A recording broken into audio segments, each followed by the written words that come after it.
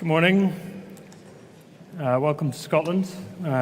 Thank you for the opportunity to be here. It's a great pleasure and a privilege to be speaking to you today. My name is Gunnar. I'm going to be speaking about GRAS. We're an architecture and design studio based in Leith. GRAS is a multidisciplinary practice working across a range of scales and typologies, everything from an object that you can hold in your hand, like a piece of glassware, up to the scale of wildland country estates in the Highlands. And across a very broad range of typologies, working in the fields of conservation through to very design-led projects.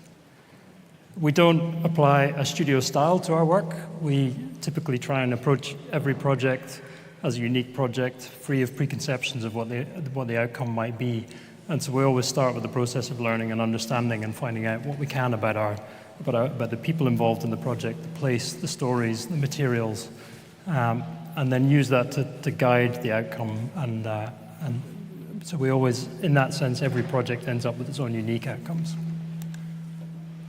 As a practice, we have a history. We're a second-generation practice established in 1971 by Gunnar Groves-Raines and Christine Handesdottir. Through the 70s and 80s, they became incredibly concerned about the loss of built heritage, particularly in Scotland, but more broadly.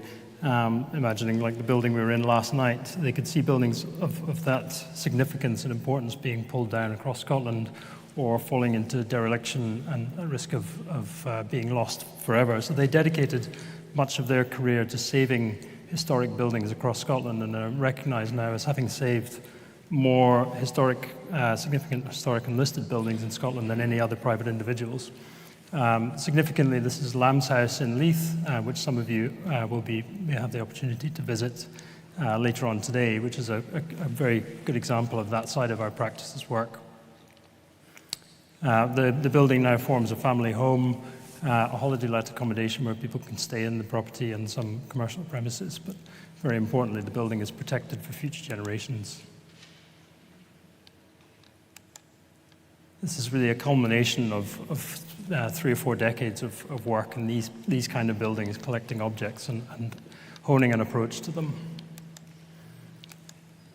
And having done lots of projects like that, being very hands-on, stepping in to save buildings, often buying them for £1 and then trying to figure out what to do with them, inevitably they started working with other people and have run a very well-respected architectural practice focused on the conservation and adaptive reuse of existing buildings. One great relationship that we've had over the recent years is with Wildland. And I share these because these are buildings which you can visit, and so if you have the opportunity to extend your stay by a couple of days, then I would strongly recommend them.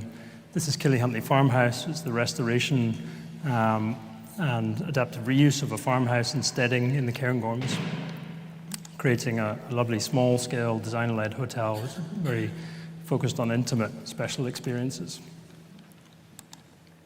And then more recently with Wildland, further north, this time in the village of Tongue, Lundy's Manse, which is a former manse house and stable block. We've extended the stable to form a guest house in the village in that local community there. That's been a very rich collaboration, working not only with Wildland, and they have a very incredible approach to conservation of land. They have a 200-year vision to restore Scotland's natural landscapes, but also to the conservation of the built heritage, and thinking about how they can support rural communities across Scotland. But it's so refreshing and exciting to be able to work and create spaces like this in the Scottish countryside. So that side of our practice is very well established and has been going really since the 70s. In 2006, as a counterpoint to the work that we were doing, the conservation work we were doing, we established a design studio in Glasgow. I was a young graduate at that point, and a lot of our work was on a very small scale, often on the scale of installations, exhibitions, things like that, but always with a very playful, explorative approach to materials, and again, allowing ourselves to be led by what we found in working with materials and ideas and techniques and technologies. That side of the practice has grown and expanded over time, and we now work across a much broader range of projects and scales, right up to very large new build projects overseas, this one in Denmark. But we always find that when, even in those very design-led new build projects, we're always bumping up against heritage, whether it's built heritage or natural heritage. This is a scene that you'll be familiar with now. The castle on the left, the new town on the right. This image was in a slide earlier on, with Princes Street Gardens in the middle. We worked with Y, our good friends Kulipat and Mark Y in New York and LA, to develop a proposal for the redevelopment of the gardens and the bandstand there. So even when we're doing these very design-led projects, we're always very conscious of the heritage elements around us. And these come together quite starkly on this very small project, but it's always a great example of where these two sides of our practice come together. This is Kyle House on the north coast of Scotland, with this commanding view down the Kyle of Tongue and the village of Tongue at the top, where Lundy's Manse is. You can also stay here, so I'd recommend that one as well. Here we found just a barren shell of a building which had been derelict and unused for a long time. And we, together with Wildland, we took the decision, because there was nothing left of the interior, that we would faithfully restore the exterior of the building. But when we got inside, we would step into a different world, and we had the opportunity to apply contemporary thinking, combining the best of Scottish and Scandinavian ideas and materials and craftsmanship. And the combination of those historic elements, the stone shell, which protects you from the weather and gives you that great vantage point out in the landscape, combined with the careful contemporary craftsmanship, creates something very special and very intimate. It's just for two people, perfect getaway. I can't say much about this one, but just to entice you to come back. This is, again, the north coast of Scotland. You can see in the distance here. For any of you who are surfers, that's a great surf spot up in the top that nobody knows about. This is a project that we're working on with Wildland, where all of these different facets of our practice come together. Conservation, adaptive reuse, contemporary new build, and very much about creating experiences and placemaking. Come back in about 18 months and you can experience it.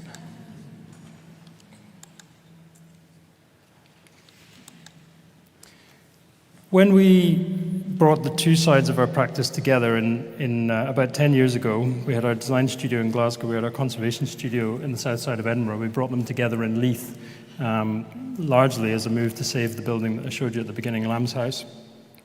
We knew that Leith was a very exciting, dynamic place. There was lots of incredible creative work happening in Leith.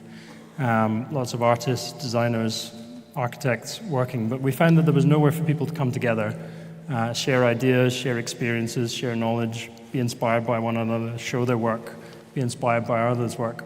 And so we set about to create something that could allow people to come together and work together in that way, which would ultimately become Custom Lane.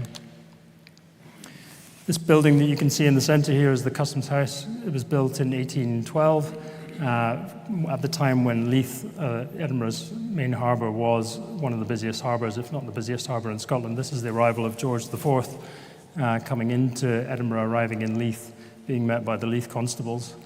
And here you can see this is a very significant building in the middle of Leith, but for the last 30 or 40 years, this building has been used by the National Museum as an archive building, so it's been closed to the public and nobody's had access to it. So you have this very formal building in the middle of the town that everyone knows, but very few people have ever been into. When the museum left the building, they went to a new building, and the intention was that they would sell this on the open market. And many people across the local community were very concerned that the building would be lost and the access to the building would be lost, and it might end up in some undesirable use. So we led a campaign with others in the local community to see it bought by the community using Common Good Fund to make sure that the building would be protected long-term as a sustainable community asset. These are some of our aspirations. We saw then we had a building. There was a building that needed a meanwhile use and potentially a more permanent use. And we saw this as an opportunity to create that focal point for dialogues around design and design-led making. And really we wanted to lower a lot of the barriers that we felt as a practice trying to get established in Scotland. We realized how difficult it is to do really good work here. There's so many barriers throughout our experience. We wanted to create opportunities for inspiration, support, collaboration between designers and makers. And we wanted to actively go out and find out what people were doing, celebrate them, showcase their work and find ways to elevate the creative community within Scotland. We thought that would then have a benefit across the creative community, but also locally within the Leith community, and we could hope to have a small impact on the national discussions around design. So this is the building where we are in red here. It's the old stable block and former cruiser store. There used to be a harbour at the back of the building, so they stored the parts of the boats in the back of the building. This was our very first sketch, which is largely where we've ended up today. So through the ground floor, we have many public-facing spaces. We knew that creating spaces where people could feel comfortable to come in, and wouldn't feel intimidated by design, by galleries, by those kinds of things. We created a cafe on day one to make sure that people could come in, get a really good coffee, and then they could drift through to the gallery and event space and engage with our wider program. We worked with the Edinburgh Tool Library, who run a community workshop with us, and they have over 4,000 tools that people can borrow from the library. And then we have studio spaces across the upper floor, and then very open public retail and exhibition space, which I'll tell you a little bit more about at the front. The whole project was about sharing spaces, resources, having access to resources you might not otherwise be able to afford as an emerging designer. We wanted people to share their own experiences, mentoring, guiding others, share skills, collaborate to do more things that you wouldn't be able to do otherwise, and to share ideas in a very open way that it would allow criticism and comment and feedback. But also, very importantly, to share moments, positive moments, having people around you to celebrate when things are going well, but also when things are difficult, people can rally around and support you to help overcome obstacles. And we wanted to do that all the way through, from inception through to the point where people can find their point of, commissions and point of sale. Some images of the cafe in the beginning with the roastery, very good coffee. Please do get one when you're down there this afternoon. We worked with Keston, a menswear designer who has gone on from that point to have a very successful business, now the creative director at Henry Lloyd, and does incredible things. Edinburgh Tool Library on the left, and an example of some of the type of maker-focused workshops and activities that we have in the building. And then more recently, in the last couple of years, we've been joined by the beautiful Bard, James and Hugo here, who you will hear from tomorrow, I think, and some of you will have the opportunity to visit their incredible space that they've created, which really lifts that whole celebration of Scottish craft and design to a new level and brings it to an international audience. We're so grateful to have them on board. And the people, we now have about 130 people, 140 people across our spaces, so there's a really strong community of people that occupy and use these spaces.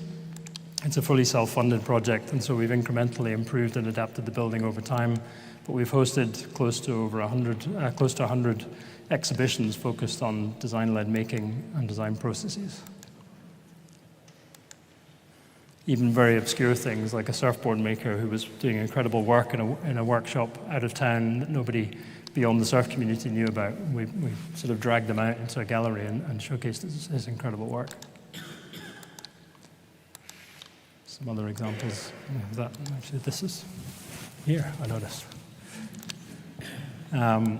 And a broader program of talks, workshops, activities where people come together, and we've been so grateful for people to come and speak to us and tell us about their experiences. We've just completed our second series of our Talks at the Lane program.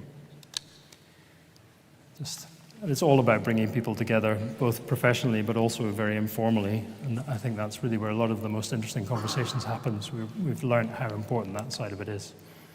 So this is the building we started with. We've then taken over spaces that we used to occupy at Lamb's House there.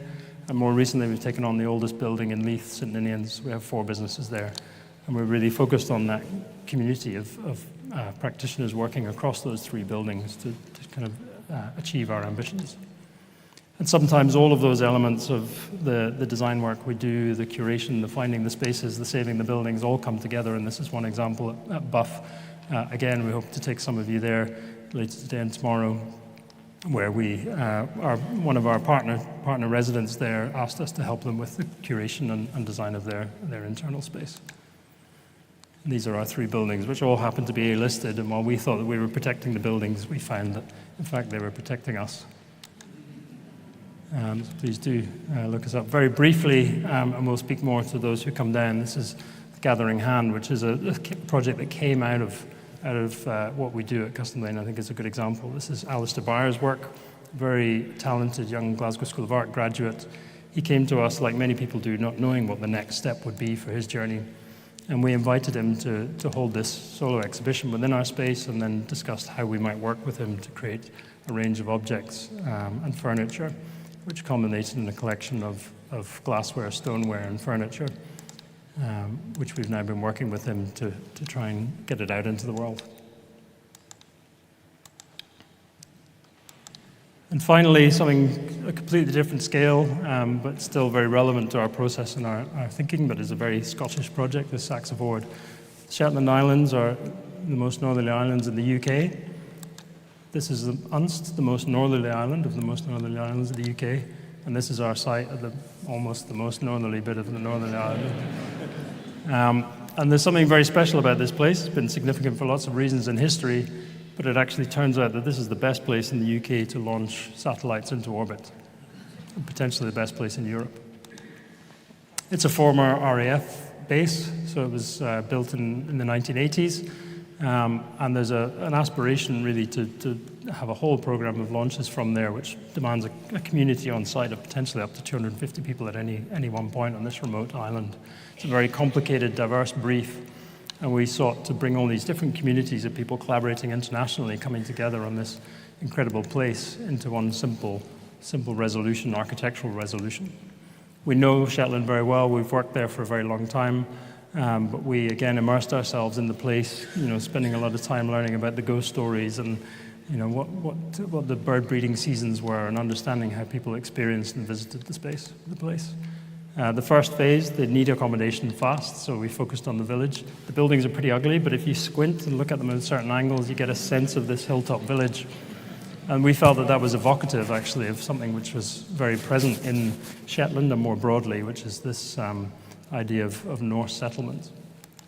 And we knew we wanted to upgrade these buildings, super insulate them, wrap them with a woolly jumper, and felt that the combination of those things could create something which had this sense of a welcoming community township. So we identified which buildings were most suited to adaptation. We restored and upgraded them, and then meanwhile the idea is we'll be fabricating buildings off-site that we can drop in, and then we'll interconnect all of those to create a series of courtyards and intimate spaces which can give shelter from the weather in what can be a very harsh environment. As we were going through the process of thinking about their accommodation needs and understanding the place and the people, Saxavord have very consciously adopted the name Saxavord, which is baked into Norse heritage. And they have this tagline, from the longship to the spaceship, which we kind of laughed at in the beginning, but the more time we spent on it, the more relevant we felt it was. The island in particular, but Shetland more generally, has been incredibly significant in history, particularly through the Viking era, where it was significant for the Vikings moving down through the UK, but more broadly beyond to the Faroes, to Iceland, to Denmark, and to North America. It wasn't Columbus, it was a Viking who came first. And all of that was made possible by a piece of technology, the longship. And they brought with them architectural ideas, cultural ideas, the whole culture. I'll ask you to remember this slide later on. This is a recreation of a Viking hall, incredible scale structures. And you can see the impact of that across Scandinavia, in these ring forts. But when the Vikings arrived in Shetland, there were already several thousand years of history that came before them. And this is evident at Jarlshof, where you have these layers and layers and layers of history, and then you have the Viking buildings that came later on. They will have arrived and met these incredible structures, which we know as brocks, and they're also ring forts, and these circular forms. So you see this echoing of the Viking structures, which are found in the structures that were being built here for a long time before that. And often you saw these villages clustering around this central structure. This is the very first thing I worked on in Shetland, is Scatness, where they dismantled the broch and built a later village around it. And these cultures were all looking to the sky, looking to the stars for various reasons. For the Vikings, it was very important for navigation, but also it was very significantly important in terms of culture. So the chariot that drags the sun across the sky Or when you look up at the clear night sky, when you see the Milky Way, what you're actually looking at is the canopy of the great tree Yggdrasil, which connects the 9 realms in Norse mythology. And buildings, we could see, were built around the movement of the sun and the movement of the stars. So there was this incredible connection in history, which is also now reflected in a very contemporary technological need to look towards the stars for sending rockets into orbit. And this culture is very evident in Shetland, more so probably than anywhere else, and they have these incredible fire festivals celebrating their history. And so we were really interested and intrigued by this idea of looking back several thousand years and thinking, well, what does this place need now, and how do you put those two things together, of those 3,000 years back and also thinking 3,000 years forward. And just working in the space industry, you're immediately taken to sci-fi and technology and innovation. And so where does Saxavord sit on this timeline? So going back to this site plan, we really worked to save these buildings here, but we found that because they were designed to separate different, the officers from the rest of the men within the RAF base, we found that it didn't allow the kind of open collaboration that we wanted to achieve. So we did ultimately recommend that this part of the site was cleared to make way for a new building which could house all of this collective community activity. And then we wove all of the activities in the site around a central courtyard to create that shelter, that inward focus where we could encourage collaboration and inspiration, but then that outward focus in every direction where you could look to the landscape and the launch sites beyond. And then weaving it into the landscape, working again with Mark from Y Grounds in New York, and baking those principles of circularity throughout all aspects of the project. So circular construction, circular salvagogenic materials that could go back into the ground, but also circular economic elements throughout the building, right through to the interior circulation of the building in a way that would encourage inspiration, collaboration, even romance, people to fall in love and have incredible experiences of spending their time in Shetland. People in the RAF who were posted here, this was deemed a hardship posting. We wanted to change that. We wanted to create something which was very special and would last with people for a long time. And thinking about the landscape beyond. So finally, these are on the approach to the building, if you remember that curved recreation of the Viking longhouse. This is the arrival on the building. You can just see the launch site just poking up on the left there. As you approach the building, it leads you in to this central courtyard, and from here you can see all of the activities in the building, and you can see people moving, and you might have the French team here and the German team there and the American team there, but ultimately they're all in a shared building, in a shared space. And within the building you can see some of the ideas of splitting the program to allow glimpses into what other people are doing and create those opportunities for inspiration and collaboration. And here you just see the hints of the upturned longship hull and the hall structure just carrying through. So even though it's a very contemporary building, it is carrying all of these elements through. And lastly, this is a model that we handed over to the people behind the project, and I felt it's useful to show as something that we think through in all of our work, whether it's designing a huge building or creating something that's small that people can hold in their hands. We want to create things that people will love, and if they'll love them, then they'll cherish them. If they cherish them, they'll look after them for multiple generations. There's an inherent sustainability, and that's something that we've really learned from our conservation-led projects. And when we presented this proposal to them and presented them with the model, it was incredibly emotional for them. This was the culmination of a decade of work and ideas, and seeing it made real and having something that they could hold in their hands was very incredible and moving for us. And so I'll finish there and leave it with you.